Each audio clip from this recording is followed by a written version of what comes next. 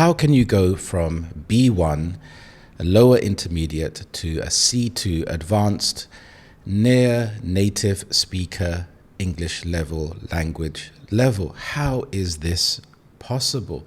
Well, today we're going to go through some of the grammar, vocabulary, and the mindset that you need to get to this level of English. My name is Harry, and I am a British English teacher. I've had many years of teaching thousands of students from all around the world. So this is not just my personal story of learning English or teaching people for a short time. I have a lot of experience in helping students to achieve a higher level. So when it comes to improving your English, a lot of it is about knowing where you are at the moment. So we hear these levels being branded around A1, B1, and C2 being the holy grail. That's the destination to get to. But you know what?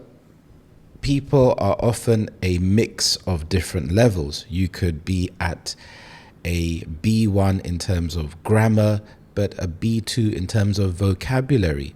You also have to think about reading and writing, which are so important because in today's society, we have the emergence of AI and ChatGPT.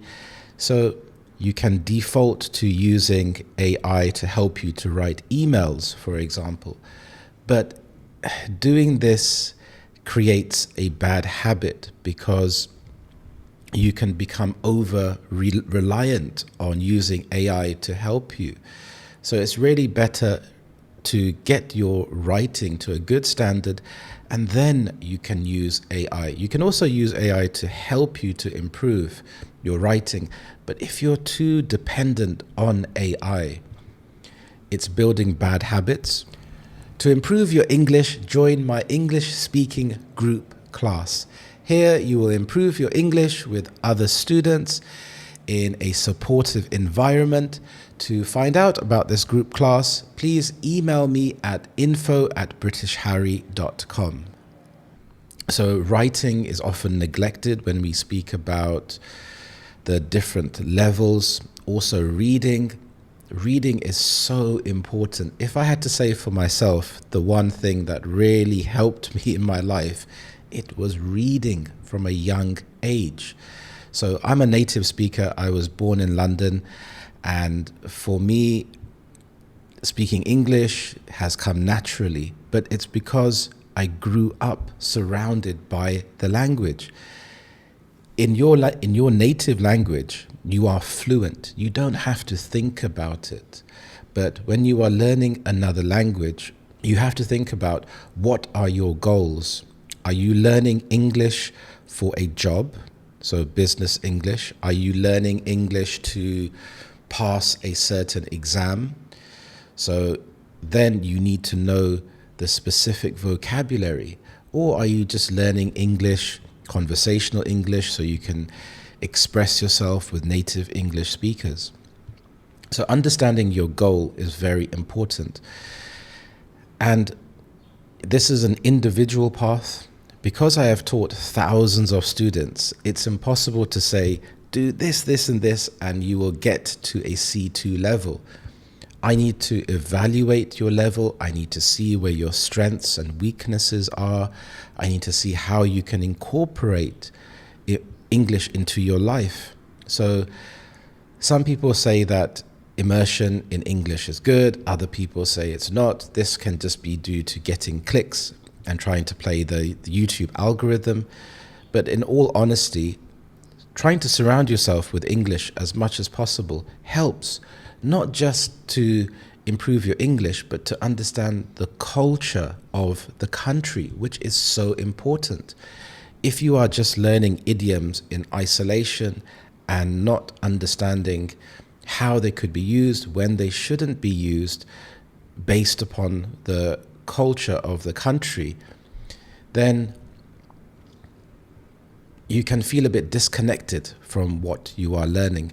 So having a mindset of incorporating English into your daily life is really important.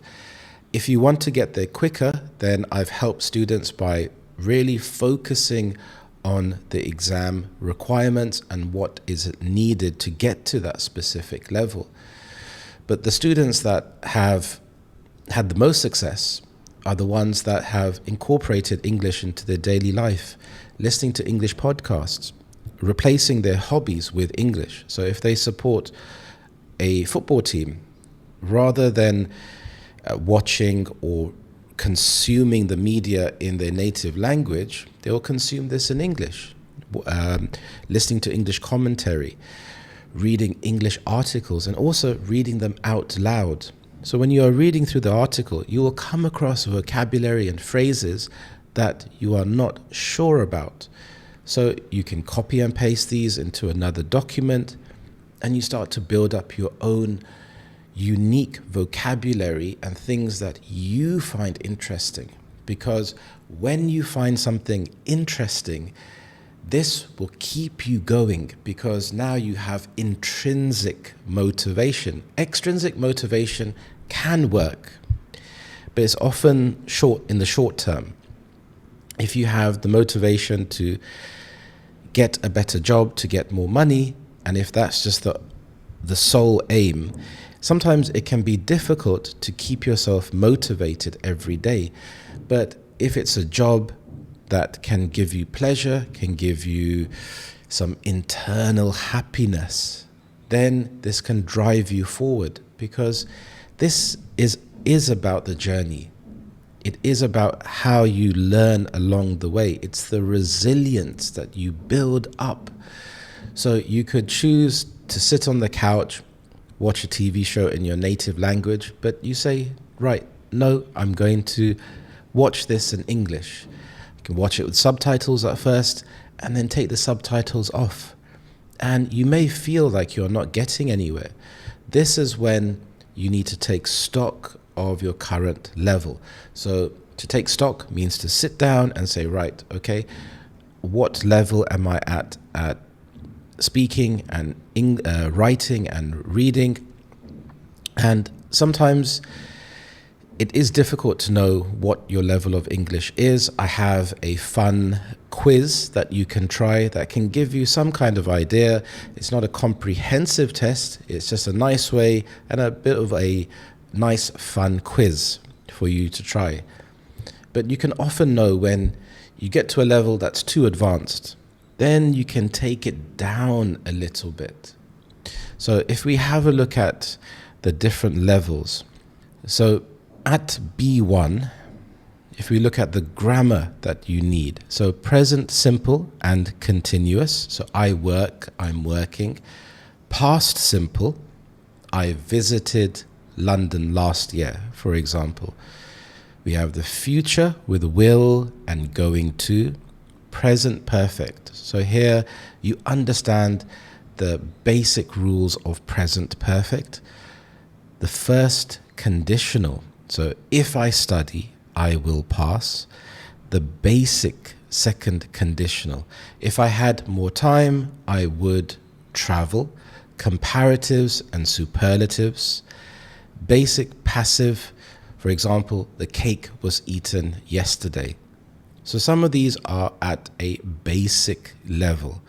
So you'll notice that as you go through the levels, you'll go from a basic understanding to a deep understanding. And this is when you know, okay, I should use this here, I shouldn't use that. But in the beginning, it's nice to know of the existence of this grammar. Now, some of the common mistakes you can make at the B1 level, I go to the shop yesterday, instead of saying, I went to the shop yesterday. Now, if we are looking at this slowly, it's easier to catch. But in a fast conversation, this mistake is, well, you have to judge if you are making this mistake. And a way to judge this is to record yourself every day. And later we'll go into a routine that you can try. At the end of the day, or at some point in the day, you're going to record yourself. You're going to ask yourself some questions. What did I do today? How was my day today? What will I do tomorrow? What did I do yesterday? And you give yourself a minute or 2 minutes to respond. And often you will find that when you are under a time constraint, under pressure, you can make some of these mistakes. So we're trying to flip them over to start to make it feel more natural. And I teach my students to ask yourself the question, what is happening here? And even when I'm driving a car, I ask myself that, and I've asked myself that so many times, it's become second nature now, and it's like unconscious. I don't even think about it. When I'm coming to the end of the road and I can see cars coming from the left, from the right, I ask myself, right, what's happening here? Okay, that car's slowing down, that car's going fast, so I can go. Here, when you ask yourself, what did I do yesterday? What's happening here? I'm talking about the past, so I need to change every verb to the past tense. So this can start to really build your confidence, because this isn't just general information that I'm telling you to make you feel good. These are actual practical steps that have helped thousands of my students that I've personally taught over many years, and it's really helped them. At this level, if we think about how many words that you need to know, so you need to know about 2,000 to 2,500 words. Some nice topics you can focus on are things like family, hobbies, food, travel, work. And in your book, have a title at the top of the page for each of these topics. So family, write down as many words you know connected to family. So these can be words, precise words, for example, mother, father, sister-in-law, brother-in-law. But then you can also start to describe your family members using adjectives. Is your mother kind or caring? So here we're starting to work on our fluency, and fluency is making associations, is making connections. We're telling a story. If we think about what is the whole point of learning English, yes, it's to get to certain objectives, but it's about communication. All communication is telling a story. So, and it's more fun when we think about learning English this way. You can think about phrasal verbs. So some of the phrasal verbs at this level are things like wake up, look for, turn off. So here, don't worry about sounding perfect. Here we're focusing on accuracy, on the basics, on building a strong foundation. And also remember, when it comes to phrasal verbs, I have a phrasal verb book that I've created for you. It contains 200 everyday phrasal verbs. So to help you to learn these phrasal verbs, I've created quizzes, questions within the book. There are lots of pictures, and there's also a 1-hour video lesson where I go through the phrasal verb book with you. So if you are on the move, if you are on public transport, you can watch the video and even watch it with the ebook later when you have time. There's a link to this ebook in my description below. Now B2, upper intermediate. So at B2, you can debate, explain opinions, and understand complex texts. So we are starting to increase the level. Now in terms of grammar, we have present perfect continuous, the past perfect and future perfect, and we have a good understanding of all the conditionals. So 0, first, second, and third. We know how to use passive in all tenses. We understand relative clauses, reported speech, and modal verbs. So modal verbs like must, might, can't. So at the B1 level, we have should or could. So here we are starting to add more phrases, more words into our vocabulary. Just think of it like a video game where as you progress in the video game, you start to get more resources. Maybe you're building your armor and adding extra weapons. Now, some of the common mistakes at this level would be, if I would study, I would pass. Instead of saying, if I studied, I would pass. So knowing how to use the modal verbs. She said she was tired, rather than she told me she was tired. So here you're starting to have a wider knowledge of collocations. And I believe that collocations are really important. So it's something that can be neglected when it comes to improving your English. But by listening to native speakers, listening to my podcasts can really help you to hear natural collocations in use. So in terms of vocabulary, you know about 3,500 to 4,000 words. Collocations, you have more knowledge of collocations such as make an effort or heavy rain.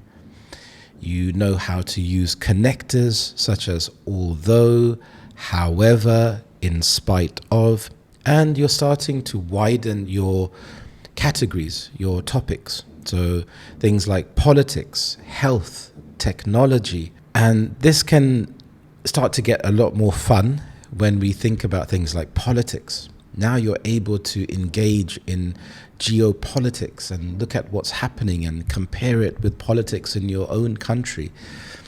So this is something which can happen to some people, is that they get stuck at this level. So this can be called the intermediate plateau. Now, the way to get out of this is to focus on new topics. Focus on native content and active speaking practice. So looking at those interesting topics like what's happening in the world of technology or health and relating this to your own life. What do you find interesting? What are you passionate about? You want to ignite that fire about things that you like. And that's an amazing thing, is that we are all individuals. So something that I am passionate about is something that you may find boring, and vice versa. So find that topic, find ways to increase that complexity and that difficulty. When it comes to active speaking practice, try to get help from a tutor. I'm also available for private lessons. All the details are on my website, britishharry.com. If you're unable to get help from a private teacher, try to think about this word active and not passive. So when you are just talking about a topic, again, record yourself talking about this topic. Even record yourself reading out the article. So for example, if you go to the BBC or the Guardian website and you read out the article, you record yourself, then you listen back and you think about any questions you can ask. And here the 5 W's are amazing to help you to think about the questions. So who, what, when, where, why. And here you're thinking about the type of questions that you can ask yourself for active answers. So at C1, you're fluent in the sense that you can debate in English, you can use English at a confidently when it comes to being at school, at university, or in the workplace. So you understand mixed conditionals, you understand inversions, for example, never have I seen. You understand advanced passive forms. You know how to use wish, if only, and also using modals with perfect infinitives. For example, she must have forgotten. Some of the common mistakes here are never I have seen such a film rather than never have I seen such a film. Despite he is tired, he continued, instead of despite being tired, he continued. So at the advanced level, English sometimes uses inversion for emphasis. So normally the word order is subject plus verb. So I have never seen such a film. But if you start the sentence with a negative or limiting verb, such as never, rarely, seldom, hardly, ever, the verb and the subject invert. So never I have seen, this is the wrong word order. This becomes never have I seen. So this structure sounds very formal, but it's common in advanced writing and formal speeches. Some other examples are, rarely do we get the chance to see such beauty. Hardly had I arrived when the meeting started. Now, even if you don't use inversion, you're able to spot it and to understand it. Despite being tired, he continued. The word despite is a preposition, not a conjunction. That means it must be followed by a noun or a gerund, the ing form. It cannot be followed by a full clause, he is tired. So despite he is tired becomes despite being tired. Or we could say despite his tiredness, but that sounds a little bit awkward. In terms of vocabulary, you have about 6,000 to 7,000 words of knowledge. You have some academic vocabulary, so words like evaluate, justify, analyze, and you have a deeper understanding of idioms. For example, over the moon, or to hit the nail on the head, and these start to come more naturally. So as you can see, as you go through the different levels, you start to deepen your knowledge. And a mistake that people make at the advanced level is trying to use too complex vocabulary or grammar. Sometimes it's about using the simple vocabulary and simple grammar to get your message across in the most efficient way possible. If you are making these long sentences that are very formal, you're not communicating efficiently. And communication is about the interaction, giving your message easily to another person so that they can understand. And I think when you get to an advanced level, you have that opportunity to use a complex word. But when you choose to use a simpler word, you actually demonstrate that you are at an advanced level because you understand so much about the basic vocabulary, and you don't have a complex about not sounding advanced enough, even though you are using simple vocabulary. At other times, it may be necessary to use advanced vocabulary. So here, at this advanced level, you know when and how to use certain phrases. A2 level, so native speaker level, this is at an advanced level. Here you can understand subtle humor, literature, or academic papers. So in terms of grammar, you're able to shift from casual to formal, so informal to formal. You understand emphasis structures, for example, what I loved most was, and you have perfect control of conditionals, passives, articles, and inversions. So at this level, you have a vocabulary of about 8,000 to 16,000 words. You understand rare idioms and precise synonyms. So if your goal is work, university, or daily fluency, C1 is enough. So C2 is mostly for teachers, translators, or people who love perfection. But a lot of native speakers are not at a C2 level. Being at a C2 level means being able to know the certain vocabulary about that particular niche. So to get to this level, I wouldn't stress so much. And if you wanted to, have a look at those rare idioms, synonyms. Whenever you find an interesting word and you find the meaning, immediately look for a synonym or 10 synonyms. Write those words down and try to use that in an active way. Add it to your knowledge so it becomes part of you. This is a well-rounded daily routine that you can use. So for 15 minutes, focus on vocabulary. Go through your journal, your flashcards, your document that you have of vocabulary. 15 to 20 minutes is listening to podcasts, to shadowing. 15 to 20 minutes is speaking. Record yourself. So this is conversational practice. 15 minutes is reading. So here you want to practice summarizing what you are reading. 15 minutes is writing. Write in your journal, write a short story or an essay.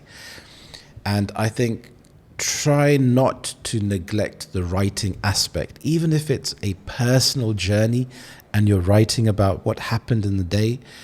This will help you so much to improve your English. So this is the bare minimum, and this is an overall daily routine you can think about. If you want to focus specifically on speaking, you can chop and change it. So remember, focus on communication first. Don't aim for perfection. You want the other person to be able to understand what you are talking about. Mistakes are progress. Every mistake you make shows you that you are improving. It proves that you are growing. Motivation beats pressure. If you hate studying, you'll quit eventually. So think about intrinsic motivation. Try to imagine, visualize yourself at an advanced English level. Imagine yourself giving a presentation in perfect English, traveling, going to the airport, going onto the plane, going to the country, speaking with native speakers. You need to visualize this so you create that internal motivation.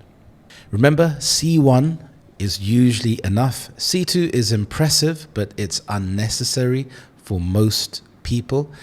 Make English part of your daily life. Watch shows, think in English.